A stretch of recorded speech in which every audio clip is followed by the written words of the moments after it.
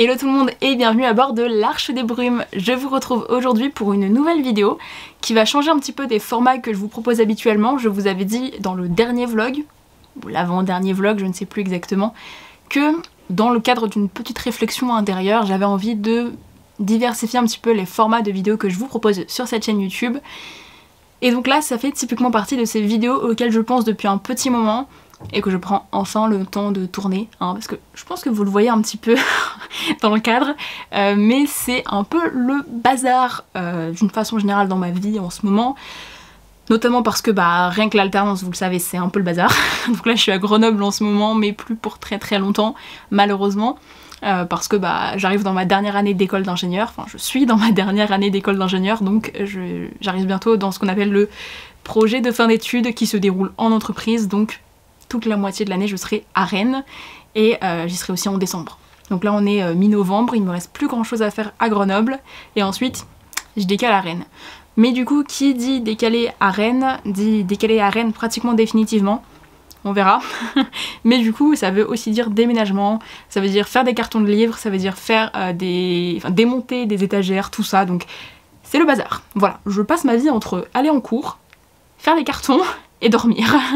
Donc clairement c'est un peu compliqué de trouver du temps, mais là je profite de ce week-end de 3 jours avec le 11 novembre pour vous proposer quelques petites vidéos. Je pense que j'en tournerai 2 ou 3 comme ça, c'est dans la boîte et puis je monte ça après. Mais je vais commencer par ce nouveau format dont je vous parlais. Je vais vous expliquer un petit peu la genèse de ce nouveau format. Ça a émergé depuis déjà plusieurs mois, mais j'en ai pris conscience vraiment pleinement, on va dire, au mois d'août, en regardant un truc très très bête que je vais vous afficher par là, en regardant ma carte des auteurs sur Livre Addict. Si vous connaissez pas, en gros vous avez une carte du monde et en fonction des auteurs que vous avez lus sur Livre Addict, en fait c'est coloré de certaines nuances de bleu pour dire si vous avez lu beaucoup d'auteurs d'un pays en particulier ou pas du tout. Si vous n'en avez pas lu du tout, c'est blanc. Voilà, donc là c'était la carte des auteurs que j'avais sur Livre Addict en août, et en fait en regardant ça je me suis dit que il y avait un problème. Et le problème c'est que mon top 5 des auteurs que je lis, c'était la France, les États-Unis pratiquement même nombre d'auteurs dans les 90, le Royaume-Uni, le Japon avec les mangas, et il devait y avoir aussi l'Australie peut-être, quelque chose comme ça. J'avais quelques auteurs évidemment d'autres pays, j'avais le Rwanda notamment, j'avais le Bangladesh, mais très peu. Et en fait je me suis posé la question de savoir si c'était sain d'avoir toujours le même type d'histoire, le même type entre guillemets de culture dans les lectures que j'avais, que ce soit de la fantasy ou pas d'ailleurs, parce que d'une façon générale je trouve que les cultures des auteurs se transmettent globalement à leur récit, même si le monde est complètement inventé. Je pense que vous serez d'accord avec moi. Donc l'idée c'était de se dire, finalement tous les livres que je lis sont vraiment très occidentaux, très ancrés dans ma propre culture, puisque globalement on a beau dire oui les États-Unis ont une culture différente de la nôtre, mais d'une façon générale on reste dans le modèle occidental. Et je me suis fait la réflexion que moi j'avais envie de changer ça. J'avais envie de me remettre en question par rapport à tout ça et de chercher d'autres cultures, d'autres façons de voir certaines choses et d'autres personnages forcément aussi, puisque ça se rejoint évidemment. Je lisais moins de romans avec des personnages racisés, c'est une évidence. Et puis même d'une façon générale, comment réfléchissent les gens quand on est dans un pays qui réfléchit pas du tout de la même façon que nous en Occident. Voilà. Donc je me suis posée devant ma pile à lire et devant ma wishlist et je me suis dit ok Amélie, là tu te poses et tu listes tous les livres qui sont écrits, je dis bien écrits par des auteurs qui ne sont ni français, américains, anglais, australiens et japonais, en gros, voilà, sans faire non plus de distinction énorme, juste essayer de chercher autre chose que ce que je lis habituellement, que ce que je me cantonne à lire en fait, complètement. Et en fait je me suis rendu compte qu'il n'y en avait pas énormément, hein, clairement, on n'était pas sur une liste énorme, il y en avait une dizaine je dirais. Par rapport à ma pile à lire, pour vous donner une idée, ça fait à peu près 5% de la pile à lire. En gros, peut-être un petit peu moins même. Donc clairement c'était pas assez. Donc je me suis renseignée un petit peu, j'ai cherché un peu partout ce que je pouvais trouver d'autres, quels étaient les livres pour chaque pays qu'on pouvait potentiellement le plus recommander. Parce que j'avais vraiment envie de mener ça à bien, c'est-à-dire pas que lire 3 livres et puis me dire bon bah super, j'ai réussi mon truc. En fait c'est pas du tout le but de faire un challenge, c'est vraiment que ça m'apporte quelque chose et que ça m'aide à évoluer sur mes réflexions et sur la personne que je suis. Voilà, pour vraiment me remettre en question. Donc je vais vous faire dans cette vidéo une petite liste, entre gros guillemets, des romans et autres d'ailleurs, parce qu'il y a aussi un album que j'ai sélectionné, que j'ai en partie acheté, ou que je prévois d'acheter en tout cas. Et puis je vous parlerai d'un roman du coup que j'ai déjà lu dans la liste, que j'ai beaucoup aimé, et puis du coup ça me permettra de vous donner un petit peu mes ressentis par rapport à ce livre, par rapport à ce que j'en attendais en termes d'apprentissage, de ce que c'est alors pour le coup que vivre dans une famille indienne. Voilà, donc là pour le coup c'était une autrice indienne. Ce sera sur la fin. Je vais commencer par vous présenter les quelques livres que j'ai pu acheter, lister, tout ce que vous voulez. Pour ceux qui me suivent sur Livre Addict, du coup, je me suis fait une petite liste qui doit être publique, je pense. Voilà, je pense que vous pouvez y avoir accès. Elle s'appelle Changer d'horizon. C'est un nom un peu bateau, clairement. J'ai pas trop d'inspiration. Je verrai si je trouve un autre nom. Mais en tout cas, vraiment, l'idée, c'est de lister des livres qui vont me faire sortir de ma zone de confort. Parce que mine de rien, on va pas se mentir, lire toujours des personnages blancs, toujours en France, aux États-Unis ou que sais-je, c'est rester dans une certaine zone de confort de laquelle moi j'ai vraiment envie de m'extirper. Voilà. Du coup, je vais vous les faire dans l'ordre de la liste parce que sinon je sens que je vais en oublier. Il y en a certains que j'ai pas à Grenoble qui sont à Rennes. Donc pour ne pas mixer, on va faire ça dans l'ordre. En sachant que l'ordre est absolument pas réfléchi, c'est simplement au fur et à mesure de comment je l'ai rentré dans Livre Addict que ça s'est mis entre guillemets selon un certain classement dans la liste. Pour commencer, je vais vous présenter un livre que j'ai reçu de la part de Page Turner. J'en profite d'ailleurs pour vous dire que mon partenariat avec Page Turner a pris fin, tout simplement parce que je ne l'ai pas reconduit. Alors, pour être tout à fait honnête, je pense que si je l'avais reconduit, si j'avais voulu le reconduire, si j'avais à nouveau rempli le formulaire, je n'aurais pas été prise parce que je suis extrêmement en retard sur mes chroniques et surtout celle que j'ai faite n'était pas extrêmement positive. C'est la raison pour laquelle je n'ai pas aussi repostulé parce que je trouve que globalement j'ai été plutôt déçue des romans présentés par ces maisons d'édition, donc voilà, on va pas non plus faire durer le supplice plus longtemps, on va dire. Mais en tout cas, j'ai reçu l'un de leurs romans très récemment que je n'ai pas encore lu. Et il s'agit de La forêt des disparus de... je ne sais pas comment ça se prononce. Il y aura probablement des difficultés de prononciation. Typiquement, voilà, j'ai essayé de me renseigner sur certaines prononciations pour pouvoir bien les dire en vidéo, mais je n'ai pas réussi à tout trouver. Donc c'est June Ur. Voilà, je vais lire ça comme ça. Donc pour le coup, c'est une autrice coréenne. Et du coup qui place son récit au 15e siècle en Corée. Donc j'imagine qu'il y a tout un aspect assez historique qui m'intéresse beaucoup parce que, eh ben, est-ce que vous, en ayant grandi en France, vous connaissez des choses sur l'histoire de la Corée? Je ne pense pas. Voilà. Donc clairement, je pense que ça m'apportera beaucoup sur la connaissance de ce pays, d'une façon générale. Il me semble qu'il y a une histoire un petit peu thriller en fait. C'est un mélange entre un historique et un thriller. J'ai vu quelques bons avis, tous très bons, pour être tout à fait honnête, mais je suis quand même relativement intriguée par ce roman, donc j'espère qu'il me plaira, et puis qu'il me permettra d'en apprendre plus sur l'histoire de la Corée. Bon, le suivant, pour être tout à fait honnête, encore une fois, je suis pas sûre qu'il m'apporte exactement ce que j'attends, entre guillemets, en termes de culture, parce que j'ai l'impression qu'il se passe aux États-Unis, hein, je vois mal se dérouler autre part. Par contre, l'auteur est nigérian, donc j'espère en tout cas que, entre guillemets, au sein de la famille de Lucas Sinclair, on arrivera à avoir au moins des touches de la culture nigériane. On verra. Honnêtement, on verra parce que je n'en suis absolument pas certaine, puisque c'est donc un roman qui est tiré de la série Stranger Things sur Netflix, qui se passe aux États-Unis dans les années 80. Est-ce que on en apprendra plus sur cette culture nigériane par le personnage de Lucas et par sa famille? J'en ai aucune idée, je vous en ferai un retour quand je le saurai, mais en tout cas, au moins, on est sur un auteur nigérian, et donc potentiellement l'accès à une autre culture. Je vous en dirai plus encore une fois, c'est pas celui dont je suis le plus convaincue en tout cas de la liste, donc, mais il a le mérite d'avoir été écrit par un auteur non américain. Ensuite, un livre qui est à Rennes, donc je vais vous mettre la couverture par ici.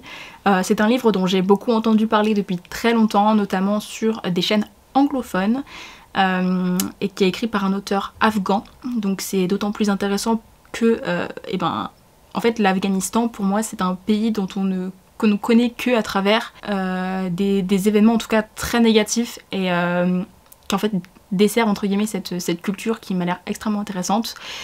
Donc je vais essayer de lire 1000 soleils splendides de Khaled Hosseini. Encore une fois, voilà, j'ai pas les bons accents je pense et je m'en excuse, mais en tout cas c'est vraiment un livre que j'ai envie de découvrir depuis très longtemps et donc que je me suis procuré à la suite de toute cette réflexion et que j'ai très hâte de lire. Peut-être que je le lirai en vlog, on verra. Dites-moi d'ailleurs en commentaire s'il y a certains livres que vous souhaiteriez que je lise en vlog pour vous en faire des ressources un peu plus détaillés.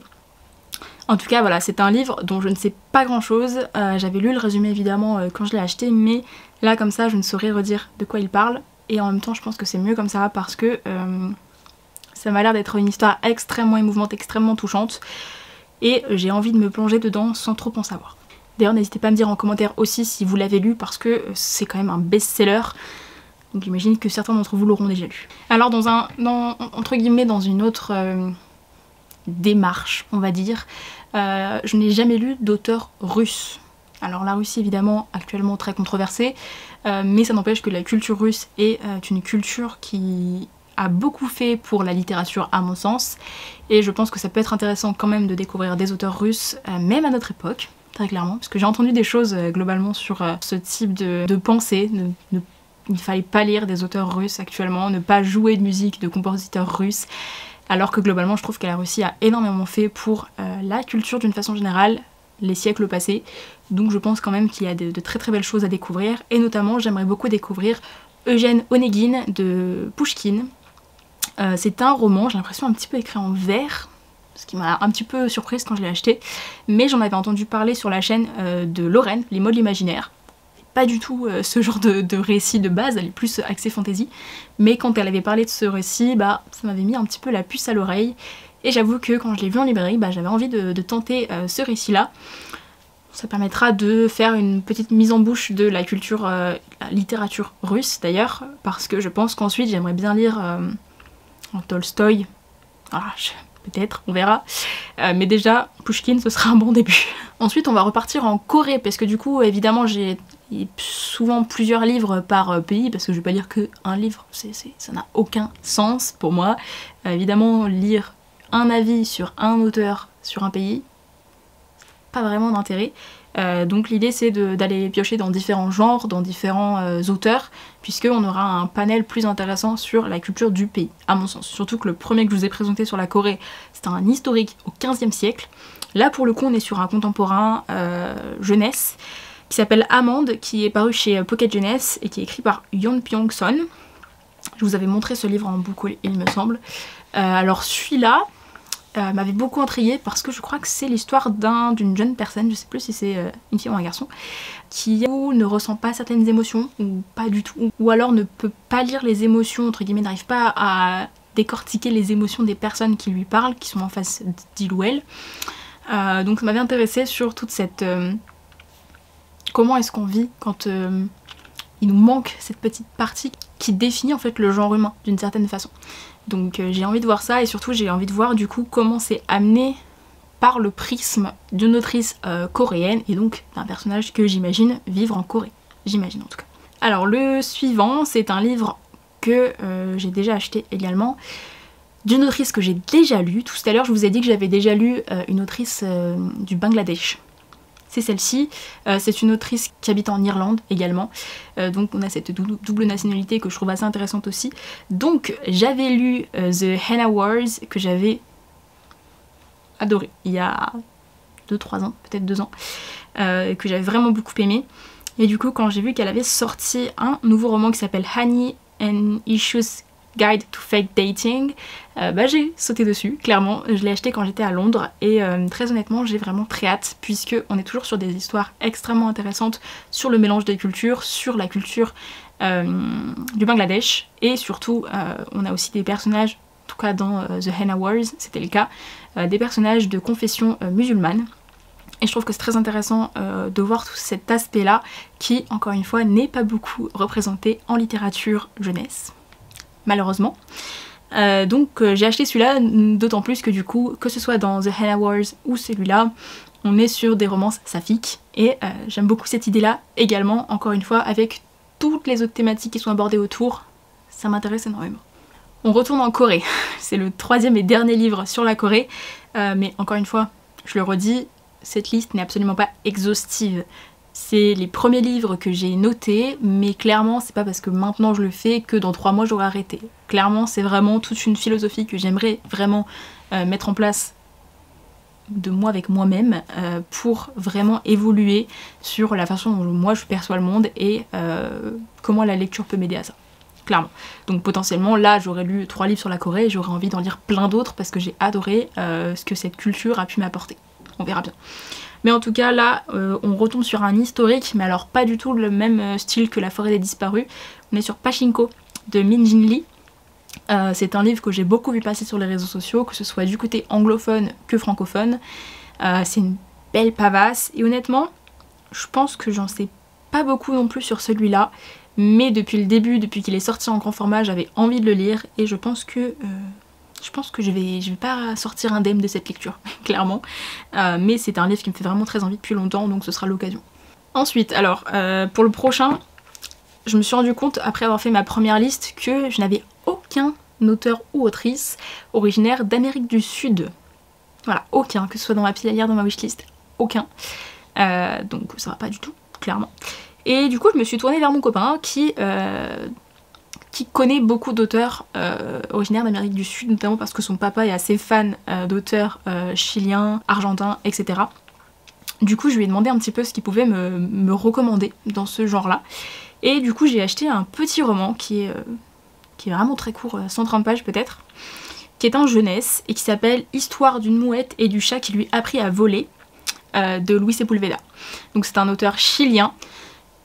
Et une fois que je l'ai eu acheté, je me suis posé la question de savoir si je l'avais pas déjà lu. Je pense que je l'ai étudié en 6e au collège. Je crois. Mais sans grande certitude, je ne sais pas. Ça me rappelle quelque chose, mais en même temps c'est peut-être autre chose.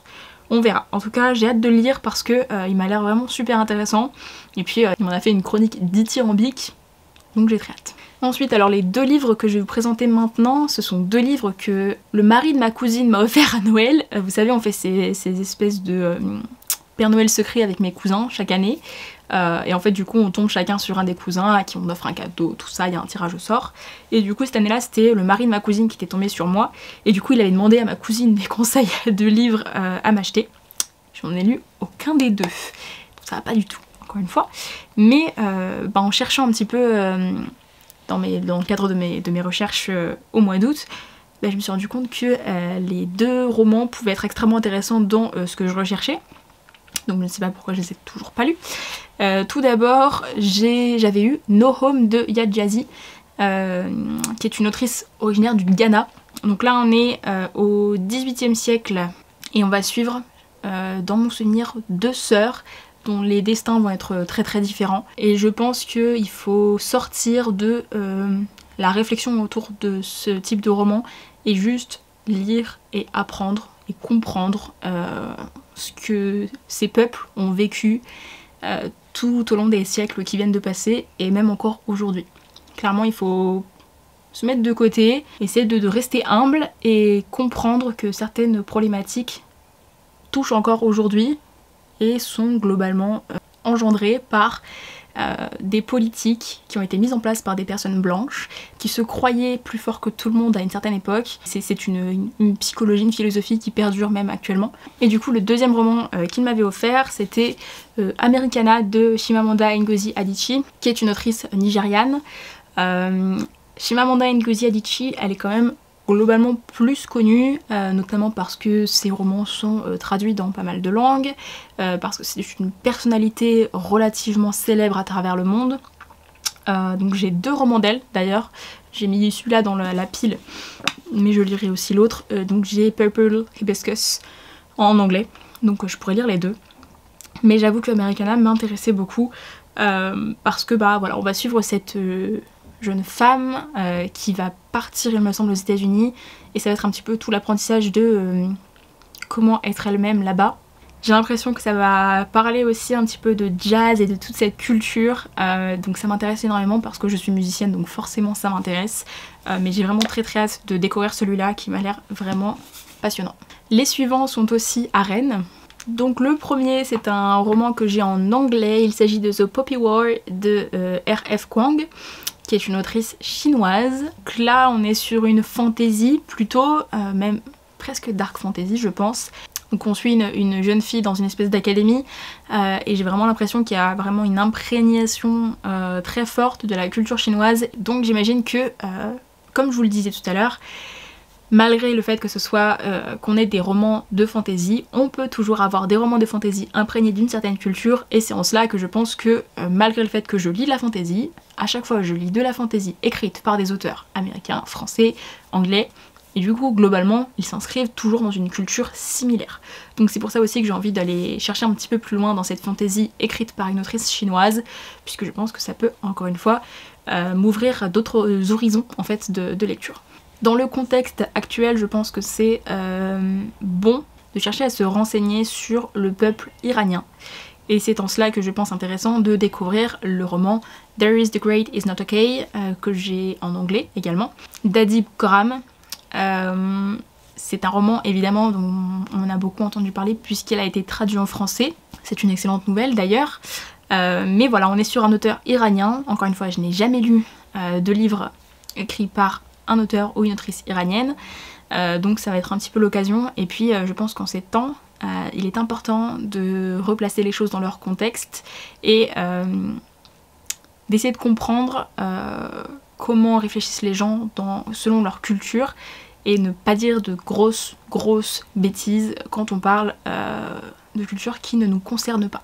Donc là pour le coup je pense que c'est vraiment intéressant de lire ce roman qui a l'air absolument bouleversant et je vous en dirai des nouvelles parce que je pense que celui-là me plaira énormément vu les avis, encore une fois dithyrambiques, que j'ai pu lire à son propos. Alors j'ai quand même mis un roman qui à mon sens, on va quand même être un petit peu sur une culture assez occidentale, mais je suis quand même assez intriguée de voir un petit peu à quel point, tout simplement parce que c'est une autrice finlandaise et je pense quand même que dans la réflexion, dans la culture, les pays du Nord, donc Norvège, Suède, Finlande, Danemark, ont des réflexions qui vont être complètement différentes des nôtres, même si globalement ils s'inscrivent dans une culture relativement proche de la culture occidentale. Voilà, je suis quand même intéressée, donc j'avais eu depuis très longtemps dans ma bibliothèque, de la part de mon papa, l'armoire des robes oubliées, et je ne l'ai jamais lu, et en fait en regardant ma pile à lire je me suis rendu compte que voilà, ça avait été écrit par une autrice finlandaise, donc pourquoi pas. Après on verra bien si d'une façon générale il répond à ce que j'attends des livres que j'ai envie de lire dans ce cadre-là, ou si mine de rien on est globalement sur une culture et une psychologie relativement similaires à la France, aux États-Unis. On verra bien. Alors le dernier livre que j'ai acheté dans le cadre de cette grande réflexion, je l'ai acheté hier et c'est le seul album de la pile, mais je pense sincèrement qu'il a besoin d'être lu par le plus grand nombre, notamment parce que j'ai déjà vu des avis de personnes concernées qui étaient vraiment très bons. Donc il s'agit de Sulwe de Lupita Nyong'o. Donc ça a été traduit par Laura Nsafou, c'est l'autrice qui a écrit la saga Nos jours brûlés chez Albin Michel Lafon. J'ai toujours un doute entre ces deux éditeurs. Bref, donc je pense que vous voyez de quoi je parle, peut-être que je vous mettrai la couverture par ici. J'ai le temps dans ma pile à lire, il faut vraiment que je m'y mette.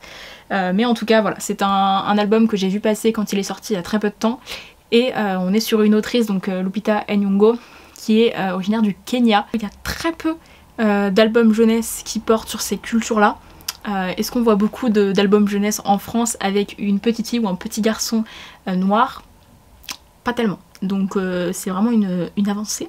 On a encore du chemin à faire, mais au moins je suis contente de voir ce type de titre dans les librairies françaises.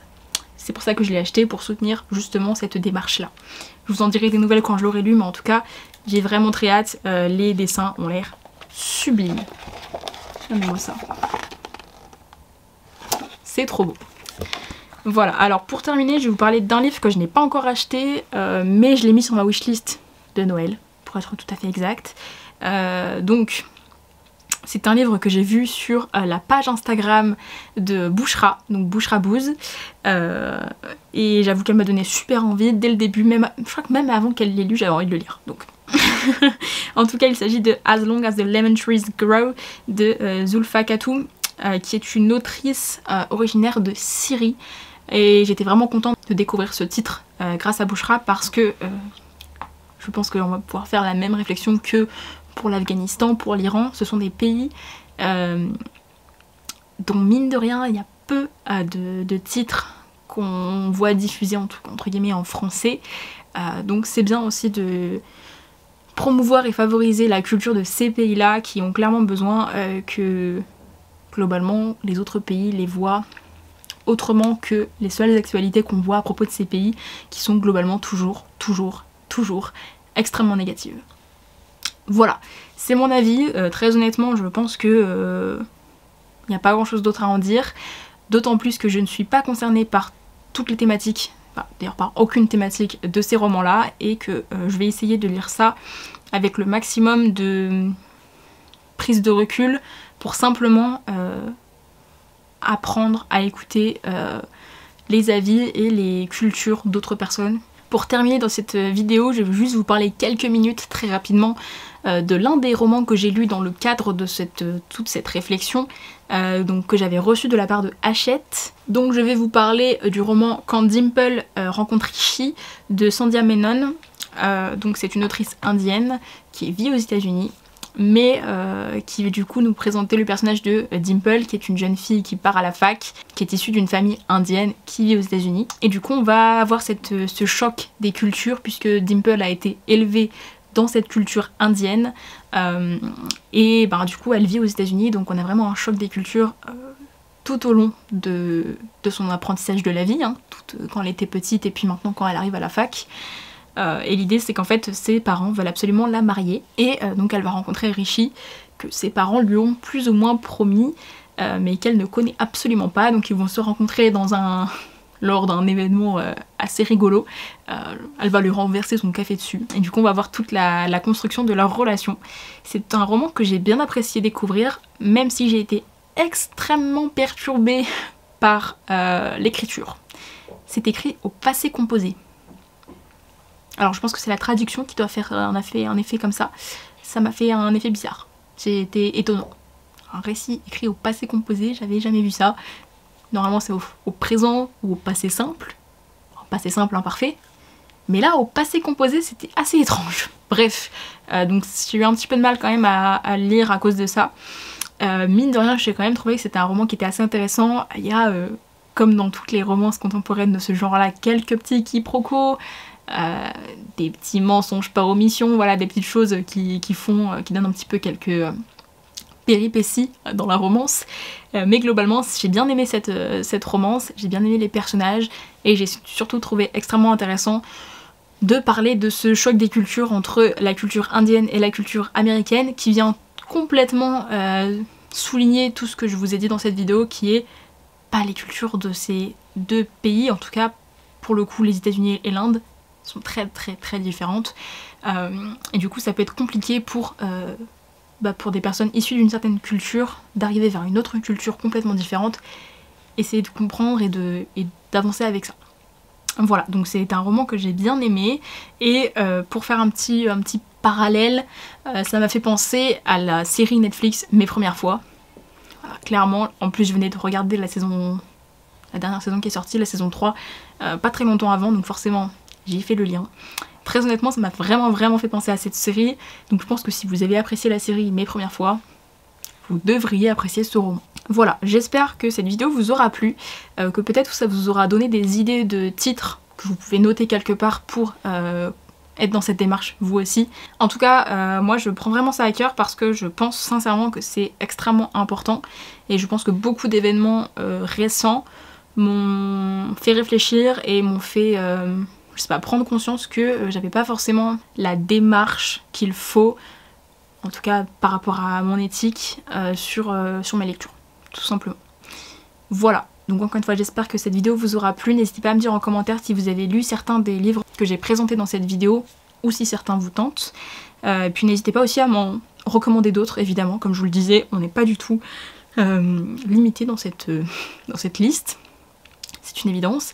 Je suis complètement ouverte à de nouvelles propositions, notamment du coup si vous connaissez des auteurs sud-américains, puisque bah, vous avez vu, à part Luce Sepulveda, j'en ai pas énormément et je pense que ça manque énormément. N'hésitez pas du coup à me dire tout ça en commentaire, puis moi je vous retrouve très bientôt dans une prochaine vidéo. Ciao!